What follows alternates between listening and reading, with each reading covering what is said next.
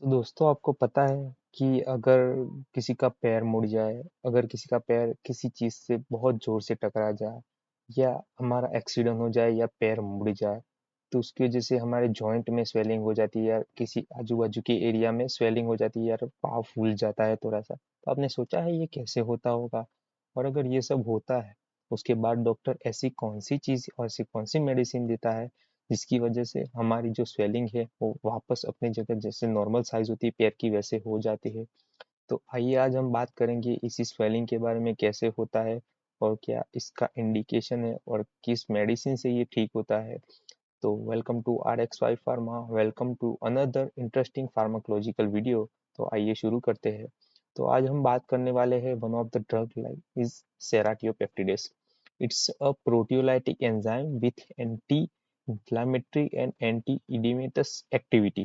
जो हमारा इन्फ्लामेशन है उसको तो रिड्यूस करेगा, और जो इडेमा हुआ है, जो स्वेलिंग हुई है, उसको भी ये रिड्यूस करेगा। ये प्रोटियोलाइटिक एंजाइम में derive from Serratia marcescens and a non-pathogenic bacteria.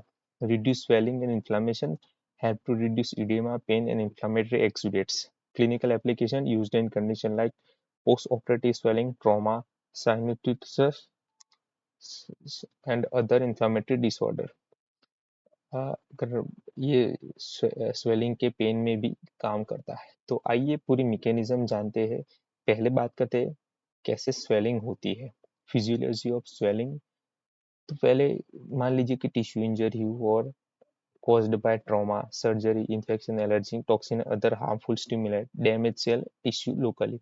सोच लीजिए कोई भी कंडीशन है जिससे हमारा सेल डैमेज होता है, रिलीज ऑफ भी ये सब होगा तो इंफ्रामेटरी मेडिएटर से वो रिलीज होंगे। Damaged cell, mast cell and immune cell release chemical mediators like example like histamine, bradykinin, prostaglandin, leukotrienes and cytokinin. ये सब जो है आपको याद रखने हैं, ये इंफ्लामेटरी मेडिएटर्स है जो कि टिश्यू इंजरी के दौरान रिलीज होते हैं। टिश्यू इंजरी के दौरान रिलीज होते हैं तो फिर क्या होता है? तो उसके बाद होता है वास्कुलर रिस्पॉन्स, वासोडायलेशन। जो ब्लड वेसल्स है उस जगह पे नो उनकी साइज इंक्रीज होगी, वासोडायलेशन। mediators cause relation of arterial smooth muscle, increase blood flow to the area। जिस भी एरिया में वो हुआ है, मतलब इंजरी हुई है, उधर ब्लड फ्लो इंक्रीज करेगा। increase capillary permeability, mediators cause endothelmic cell concentration in post capillary venules, gaps form between endothelial cells।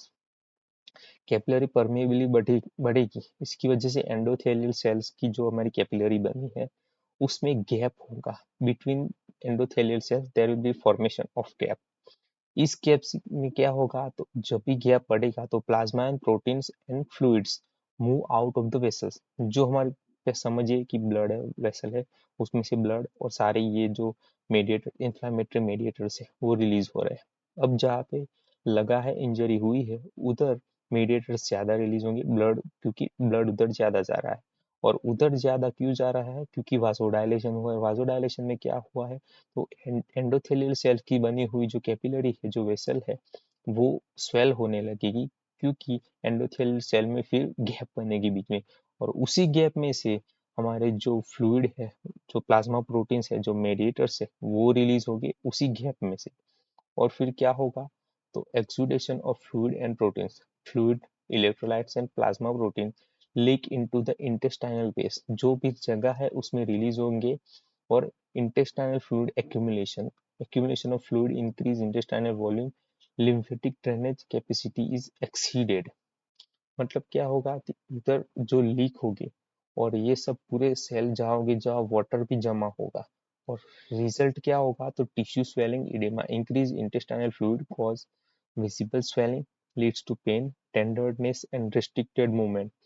उसकी वजह से क्या होगा? तो पेन होगा पहले तो, और फिर मूवमेंट में रिस्ट्रिक्शन आ जाएगा। जैसे जो हमारे जॉइंट में स्वेलिंग है, थोड़ा सा भी पाँव हिलेगा तुरंत इतना दर्द होगा कि मत पूछिए। तो ये है पूरी मैकेनिज्म। टिश्यू इंजरी हुई, मेडिएटर रिलीज हुए, फिर वासोडायलेशन हुआ, वासोडायलेशन की वजह से एंडोथेलियल सेल है उनके बीच में गैप बनी, उसकी गैप में से पूरे फ्लूइड, प्रोटीन्स और वाटर लीक हो गए, और जहाँ पर इंजरी हुए उधर सब जमा होंगे। ये एक टाइप का बॉडी का जो हमारा प्रोटेक्टिव रिस्पॉन्स है, क्योंकि बाहर के पैथोजेंस अंदर एंटर ना हो, उसकी वजह से बॉडी का ये प्रोटेक्टिव इफेक्ट है, जिसको हम कंपीट करेंगे सेराटियोपेप्टिडेस से। तो आइए पूरी मैकेनिज्म ऑफ एक्शन ऑफ सेराटोपेप्टिडेज इन इडियमा और स्वेलिंग। पहले क्या हो, टिश्यू इंजरी इन्फ्लामेशन हो गया, फिर formation of inflammatory exudates, presence of excess protein and debris, जिधर स्वेलिंग हुआ है प्रोटीन और डेब्रिस होंगे, accumulation of inflammatory proteins, fibrin, bradykinin, etc. and cell debris in tissue maintain inflammatory swelling। जो swelling है उसको मेंटेन रखेंगे। अब आती है हमारी सेराटियोपेप्टिडेज ड्रग, जो क्या है, प्रोटीओलाइटिक एंजाइम है। Serratiopeptidase cleaves peptide bonds of inflammatory proteins and mediators.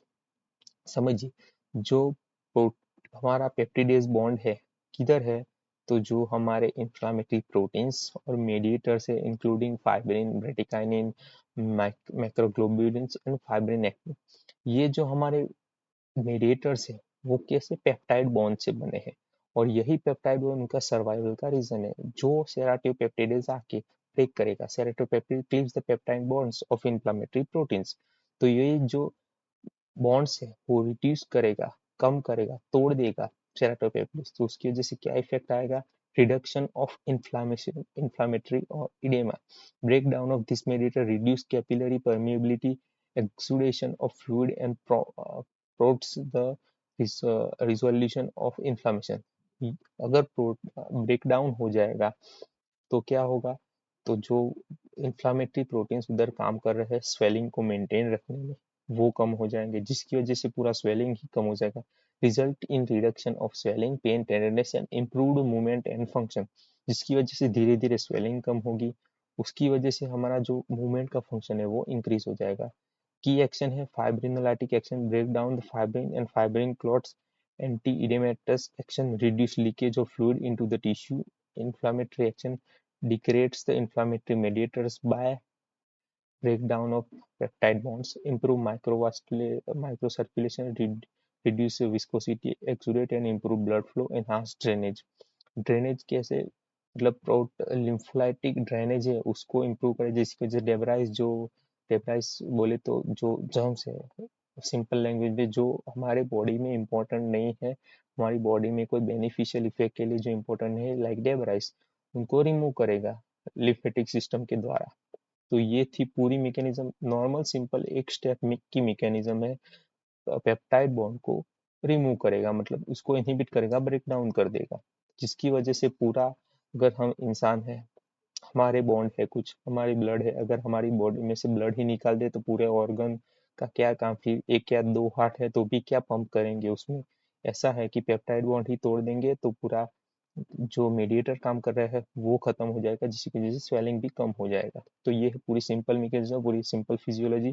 ऐसे का ऐसा ही एग्जाम में छाप देते हो, पूरा समझ के अपने अपने अपने वर्ड्स में लिखना है। आपको सिर्फ कॉन्सेप्ट समझना है कि कीवर्ड्स याद रखने हैं, like peptide bond, cleavage of peptide bond, inflammatory mediators like bradykinin, fibrin, microglobulins, ये सब आपको कीवर्ड याद रखने हैं। बाकी आपका स्टेप अपने हिसाब से आपको बनाना है। इसीलिए, और आप नहीं बना सकते तो ये हमने सिंपल वर्ड में डिस्क्राइब किया हुआ है, आप ये भी पूरा लिख सकते हैं, कोई प्रॉब्लम नहीं होगी, पूरे मार्क्स मिलेंगे। हर ड्रग का कोई साइड इफेक्ट तो होता ही है, but serratiopeptidase is generally well tolerated and some individual में experience the following side effect. मैंने भी मेडिकल में काम किया हुआ है, जिसकी वजह से मुझे पता है, मेडिकल स्टोर में एसपी वाली, इसको एसपी वाली ड्रग बोलते हैं, सेराटोपेप्टिडेज। जनरली सबको सेराटोपेप्टिडेज पूरा नाम नहीं पता होता है, सिर्फ एसपी एसपी कीवर्ड से सबको जानते हैं। एसपी वाली मेडिसिन सबसे ज़्यादा चलती है। ये कौन सा भी अगर इंटरनल इंजरी हुए तो भी ये दे सकते हैं, डॉक्टर प्रिस्क्राइब करते हैं, और अगर किसी को बाहर स्वेलिंग हो तो भी ये ये दे सकते हैं।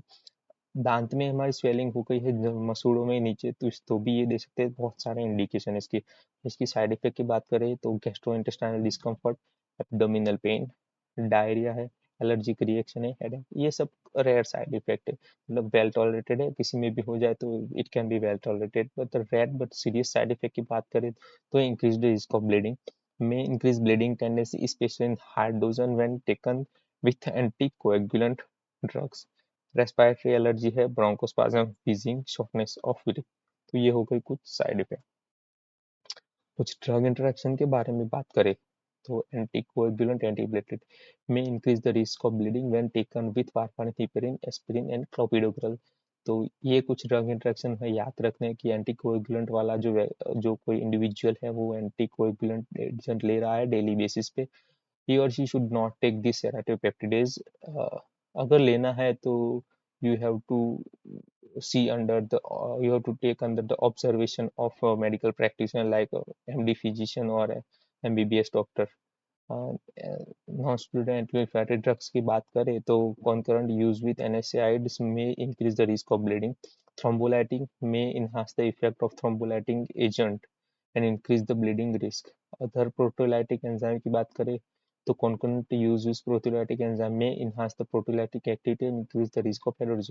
अगर दो प्रोटोलाइटिक एंजाइम साथ में दे देते हैं तो फिर बॉडी के जो बेनिफिशियल जो मेडिएटर्स है वो भी खत्म हो जाएंगे. हर्बल प्रोडक्ट्स लाइक ये ginkgo biloba garlic ginger ginseng में increase the bleeding risk when taken together.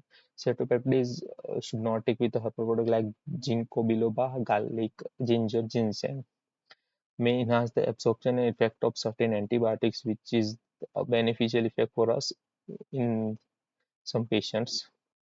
तो ये हो गई पूरी पूरी कुंडली हो गई. ये पूरा हमने देख लिया कि कैसे सेराटिपेप्टेज काम करता है, कौन से इंडिकेशन में होता है. तो अगर आप कुछ जानते हो इसके बारे में तो ले सकते हैं. हमारा मेन पर्पज है आप सबको ड्रग्स के बारे में, इंडिविजुअल ड्रग्स के बारे में समझाना, क्योंकि कुछ ड्रग है वो बहुत से पेशेंट है मैंने देखे हैं अपने एक्सपीरियंस में अपने कैरियर में कि बहुत पेशेंट है वो कौन सी ड्रग किस इंडिकेशन में ले लेते हैं उनको पता ही नहीं होता है और कुछ साइड इफेक्ट हो जाती है.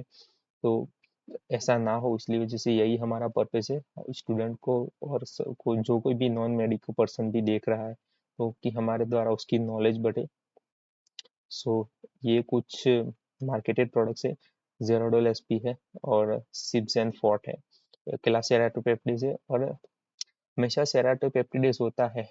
90% केस में वो पैरासीटामोल एसिक्लोफेनेक डाइक्लोफेनेक के साथ ही होता है क्योंकि इसके कॉम्बिनेशन में उसकी इफेक्ट बहुत बढ़ जाती है. पेन भी रिड्यूस होता है और स्वेलिंग भी रिड्यूस होता है तो हमें सिनर्जिस्टिक इफेक्ट देखने को मिलेगा. So thank you for your time.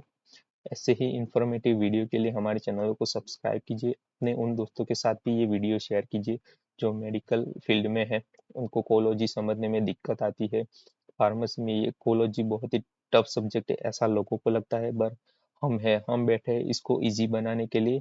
सो मिलते हैं नेक्स्ट इंफॉर्मेटिव वीडियो में. तब तक के लिए बने रहिए और हमारे चैनल को सब्सक्राइब कीजिए और ग्रो करने में मदद कीजिए. सो मिलते हैं. बाय.